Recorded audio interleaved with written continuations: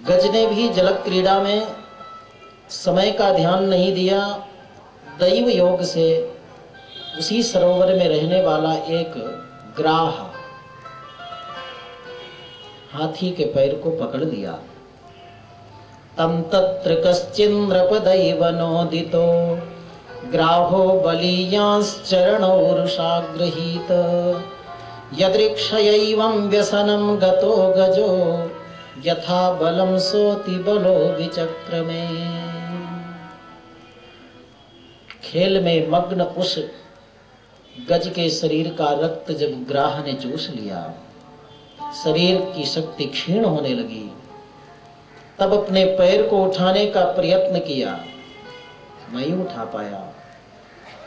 उस हाथी की जो हथनियां थी, उसके जो मित्र बंधु थे, सब ने सूंड में सूंड लगाकर गज को निकालना चाहा, तो भी ग्राह के चंगुल से नहीं छोड़ा पाए। 2 दिन बीता, 4 दिन बीता। सभी ने सोचा जैसे ग्राह ने इस गज के पैर को पकड़ा, वैसे हमारे पैर को भी पकड़ लेगा। आपत्ति विपत्ति में पड़े हुए उस गज को छोड़कर सभी उसके जितने बंधुजन थे सब छोड़कर चले गए। अकेला वह गजेंद्र ग्राह से युद्ध करता रहा। पूरी शक्ति जब उसकी क्षीण हो गई, तब मन में विचार किया कि इस जल का मालिक है वरुण देव। वरुण देव की प्रार्थना की, जल को सुखा दो, मेरी रक्षा हो जाए। वरुण देव ने प्रार्थना नहीं सुनी। तब आग जल से भी ज्यादा प्रबल होती है। अग्निदेव को प्रार्थना किया कि तुम जल को सुखा दो। अग्निदेव ने भी प्रार्थना नहीं सुनी। अग्निदेव के भी देव हैं कुबेर देव, उनकी प्रार्थना किया, फिर भी सुनवाई नहीं हुई। कुबेर से भी बड़े हैं सभी देवताओं के राजा इंद्र की प्रार्थना की, मेरी रक्षा करो। इंद्र ने भी प्रार्थना नहीं सुनी।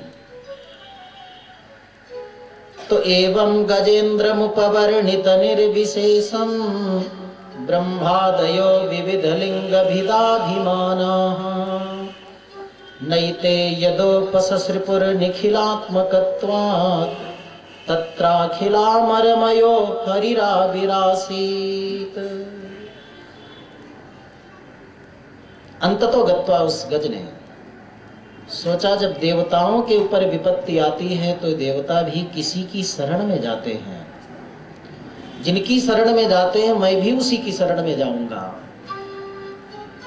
एक सूखा हुआ पुष्प लेकर के सूंड में और प्रभु को पुकारा कि हे गोपालक, हे कृपा जल निधे, हे सिंधु कन्यापते, हे कंसांतक, हे गजेंद्र करुणा पारीण, हे माधव, हे रामानुज, हे जगत्त्रय गुरो, हे पुंडरीकाक्ष मां, हे गोपी जननाथ पालय परम जानामि न त्वां विना।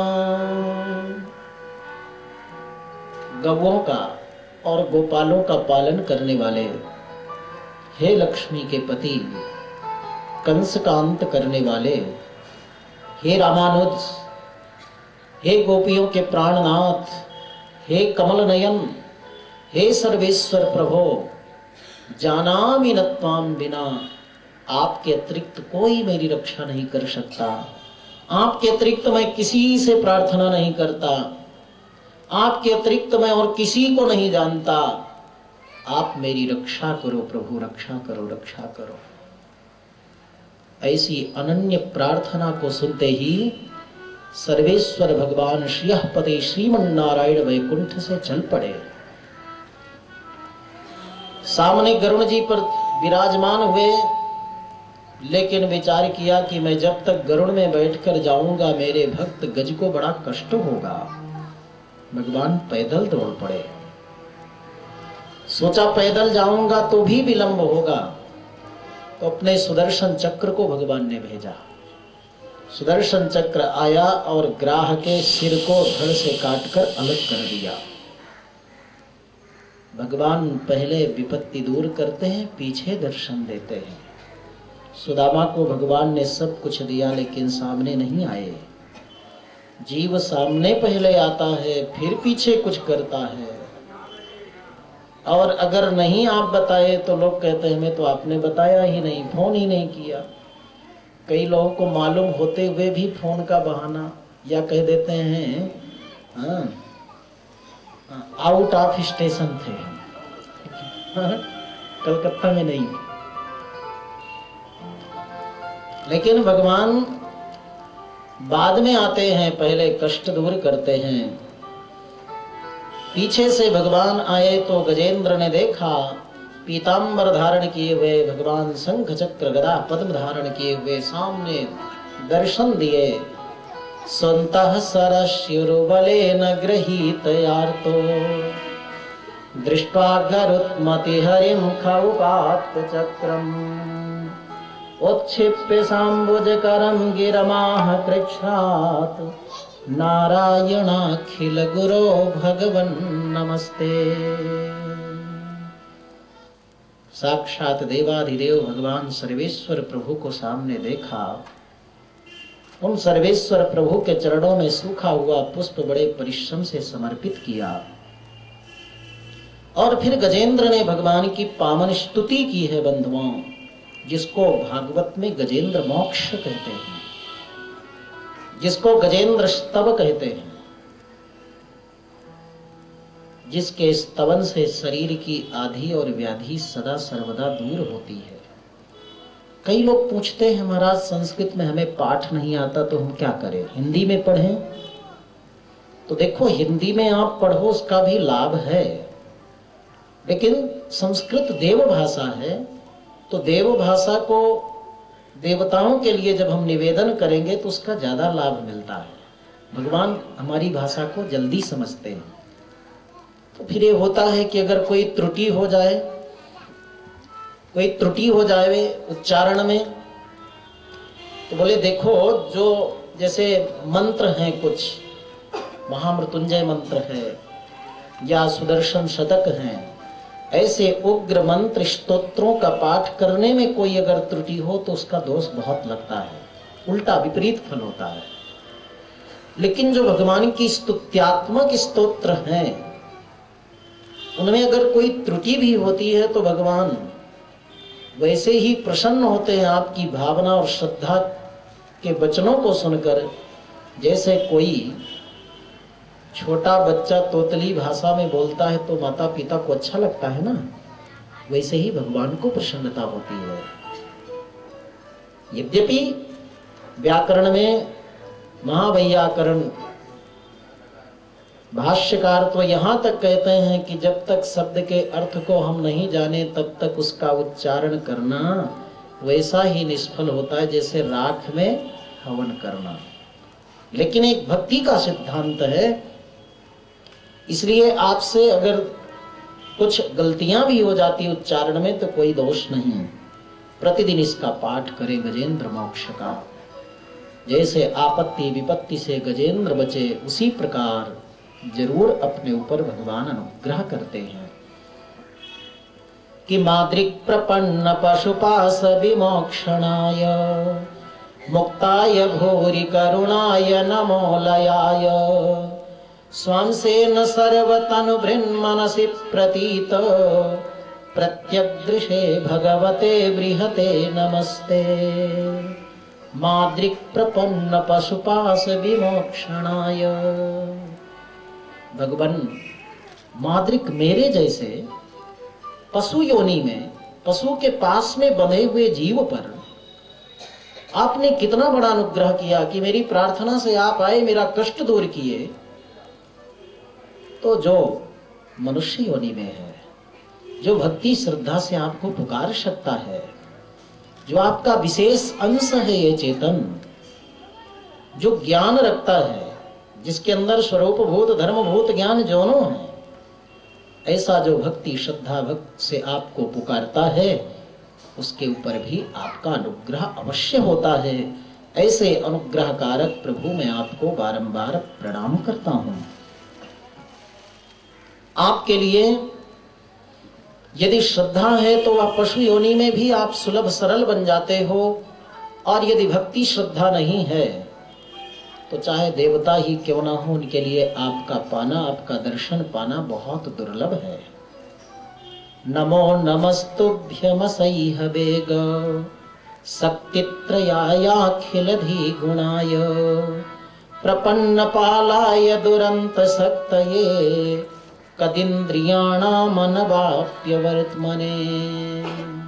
जो कदिंद्रिय लोग हैं, जिनका इंद्रिय, जिनका चित्त, जिनका अंतःकरण, जिनका मन विशुद्ध नहीं, शुद्ध नहीं, ऐसे लोगों के लिए आप अनवाप्य कभी प्राप्त नहीं होते हैं। सत्व, रज और तम तीनों गुणों से परे शुद्ध सत्व गुण वाले प्रभु, आपको मैं बारंबार प्रणाम करता हूं, नमन करता हूं। आपके ऐकांतिक भक्त जो होते हैं, जो आपके स्वरूप का, रूप का, गुण का और आपके कर्मों का अनुभव कर आप में अपने मन को लगाते हैं, ऐसे आपके प्रिय भक्त जनों के लिए कोई त्रैलोक्य की संपदा दे दे और कह दे कि तुम इन प्रभु को छोड़ दो, तो त्रैलोक्य की संपदा को त्याग कर वो आपको नहीं छोड़ पाते हैं। कि एकांतिनो यस्य न कंचनार्थम वांछन्ति ये वै भगवत् प्रपन्नाः अत्यद्भुतं तच्चरितं सुमंगलम गायन्ति आनंद समुद्रमग्नाः। त्रैलोक्य के वैभव को भी ठुकरा देते हैं और एकांत में वास कर आपके ही चरित्रों का श्रवण करते हैं और उस आपके चरित्र के श्रवण करने में ही सदा आनंद मग्न रहते हैं। ऐसे प्रभु सर्वेश्वर आपको मैं बारंबार नमन करता हूं, प्रणाम करता हूं।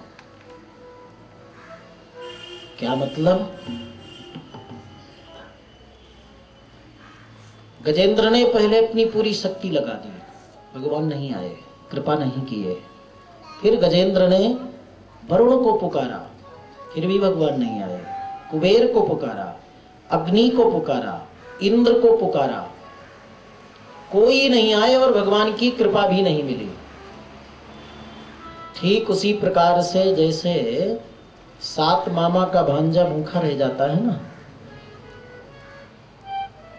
कोई भांजा रहता था बंबई में और मामा थे कलकत्ता में, एक मामा जी रहते थे हावड़ा में, एक मामा जी रहते थे सलकिया में, एक मामा जी रहते थे न्यू अलीपुर में, एक मामा जी रहते थे काकुड़गाछी में। एक दूसरी जगह में आने में 2 घंटा लगता है।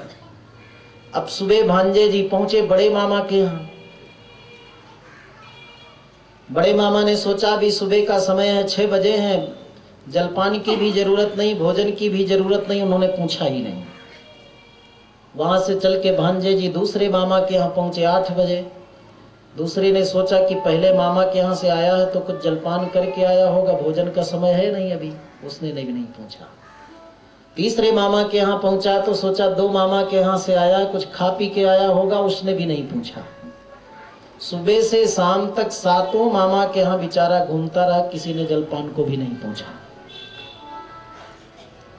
और अगर खेतान जी जैसे 1-2 ही मामा हो तो भांजे को आनंद रहता है, खाने पाने के लिए बढ़िया रहता है, खूब जलपान भोजन की व्यवस्था होती है।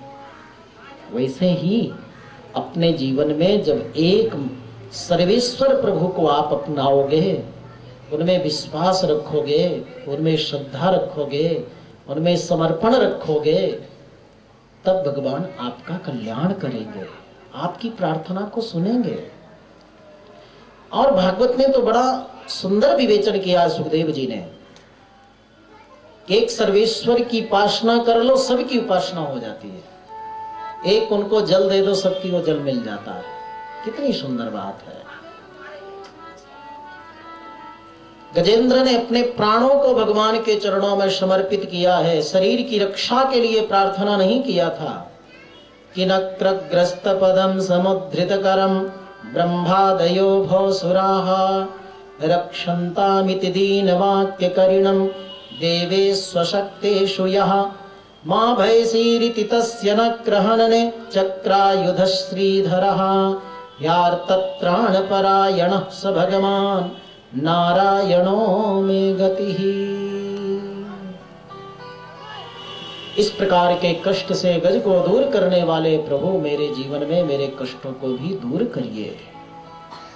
शरीर तो नष्ट हो गया था, लेकिन गजेंद्र ने सोचा इस शरीर के रहते मैं अपनी आत्मा को प्रभु चरणों में समर्पित कर दूं। इसके लिए भगवान की प्रार्थना किया था और वो सफल हो गया। एक ही अवतार से भगवान ने दो का कल्याण किया, गज का भी और ग्राह का भी। गज इसलिए बना था, राजा था, लेकिन इसकी थोड़ी त्रुटि थी। साधु महात्माओं के भजन भोजन की व्यवस्था करता था, लेकिन स्वयं माला लेकर बैठ गया कि सबकी चिंता नहीं करनी पड़ेगी। ऋषियों ने कहा तुम्हारा जो कर्तव्य है वो तुम करो, हम भजन करेंगे, तुम्हें फल मिलेगा। हाथी जैसे बैठे हो जाओ, हाथी हो जाओ। ग्राह जो बना था, हुहु नाम का गंधर्व था, जल के अंदर किसी का पैर पकड़ लेता, जब वो घबराता तो देखकर हंसता।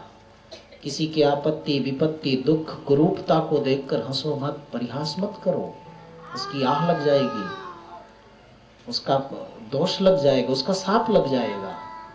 देवल ऋषि का चरण पकड़ा तो उन्होंने साप दे दिया, मुझे कष्ट में देखकर हंसते हो, जाओ तुम ग्राह ही बन जाओ।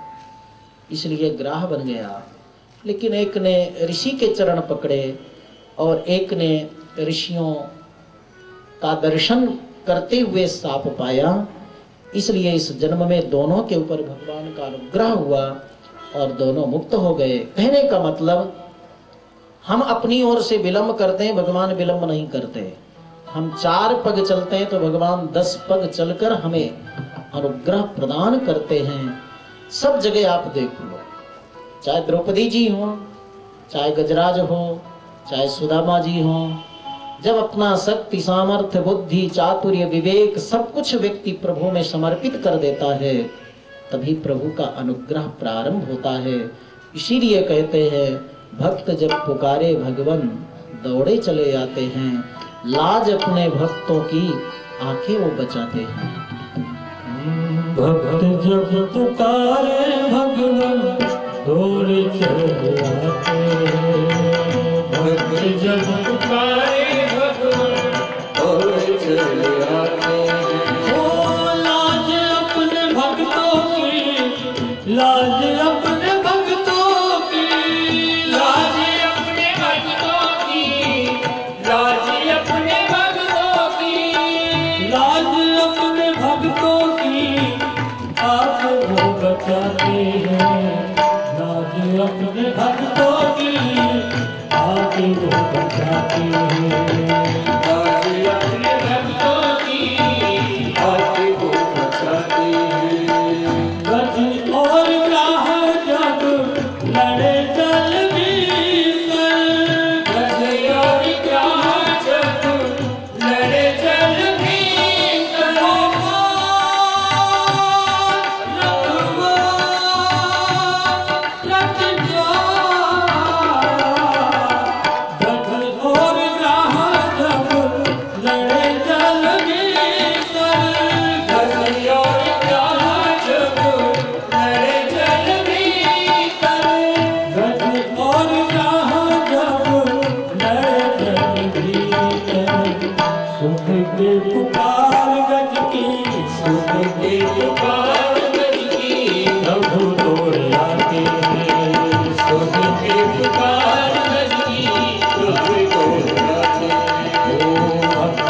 तुम्हारे भगवान और चल